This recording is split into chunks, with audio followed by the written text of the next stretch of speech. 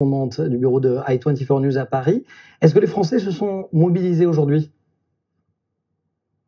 Pas vraiment, Mathias. Les chiffres du ministère de l'Intérieur indiquent une abstention massive. Ce sont pourtant 48 millions de Français qui sont appelés aux urnes, mais à l'heure de midi, eh bien, c'était seulement 12,22% le taux de participation. Autrement dit, c'est 4 points de moins que l'édition précédente des régionales de décembre 2015. Alors, deux raisons à cela qu'on peut invoquer face à l'amélioration continue des indicateurs épidémiques. Il faut savoir que la France s'apprête aujourd'hui à s'affranchir du couvre-feu et on peut comprendre qu'après 8 mois sous cloche, les Français ont vraiment envie, ils brûlent de retrouver la vie normale. Apparemment, aller dans les écoles et les mairies ne fait pas partie de leurs priorités. Et puis, autre raison plus anecdotique, c'est la fête des pères aujourd'hui.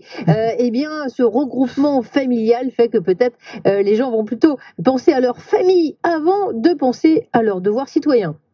C'est marrant d'ailleurs qu'en ce dimanche, d'ailleurs, on vous parliez de cloche. Quelle est l'importance du scrutin aujourd'hui, Fabienne?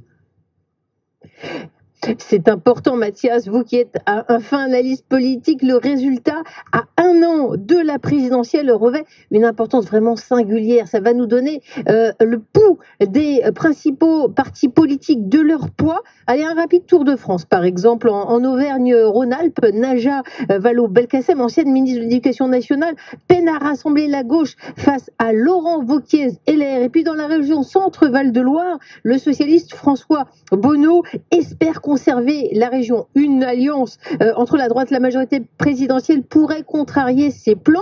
Eh bien, en région Île-de-France, la présidente sortante Valérie Pécresse, on parle de la région la plus riche de France, elle fait figure de favorite. Il y a du suspense. Par contre, en Provence, Alpes, Côte d'Azur, va-t-elle passer aux mains du Rassemblement national? C'est toute la question à l'issue d'une campagne sous haute tension. Renaud Muselier, LR, compte prolonger son mandat, mais l'investiture par le RN de Thierry Mariani, l'ex-LR, lui complique la tâche. Le Premier ministre, en tout cas, Mathias, a voté ce matin à Prades.